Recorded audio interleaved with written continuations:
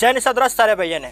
आज वाली इस इतिहास वाली महत्वपूर्ण वीडियो में हम लोग बात करने वाले हैं महाभारत काल के एक बेहद ही महत्वपूर्ण घटना के बारे में। दोस्तों, यह जो घटना है या फिर ये जो युद्ध है वो बेहद कम लोग ही जानते हैं।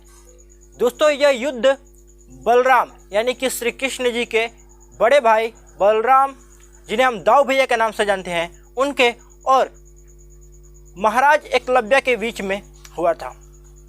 दोस्तों, जैसा कि बहुत लोग जानते होंगे कि जरासंध के ओर से एकलव्य के पिता उनके सेना के सेनापति का कार्य भी किया करते थे, क्योंकि उनका मैत्रीय संबंध था और जरासंध के पास एक विशाल सेना थी। जो सेना जब भी किसी अदर स्टेट में युद्ध करने जाती थी, बड़े युद्ध में, वे अपने मित्र को बुलाकर अपने सेना का कमांड अपने मित्र यानी हिरण्यधनु के हाथ में सौंप दिया करते थे। पिता के काल से ही जरासंध से उनकी मित्रता चली आ रही थी और जरासंध के शत्रु श्री कृष्ण थे। तो श्री कृष्ण के द्वारिका बसाने के बाद उस द्वारिका पर कई बार जरासंध की सेना ने हमला किया। विफलता के बाद एकलव्य ने अपनी एक विशाल नौसेना बनाकर द्वारिका पर हमला किया।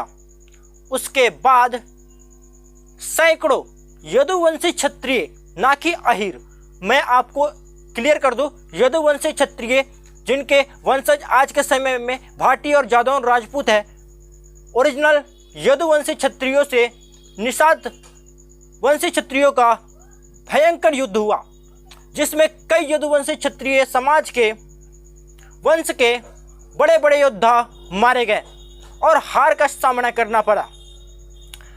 आखिर में दाऊ भैया को भी युद्ध में आना पड़ा। बलराम जी को युद्ध में एकलव्य को जब वो 4 उंगलियों के सहारे तीर चलाते देखे तो वो भौचक्के रह गए। उसके इस तीर चलाने के गुण को देखकर वह भी आश्चर्यचकित थे।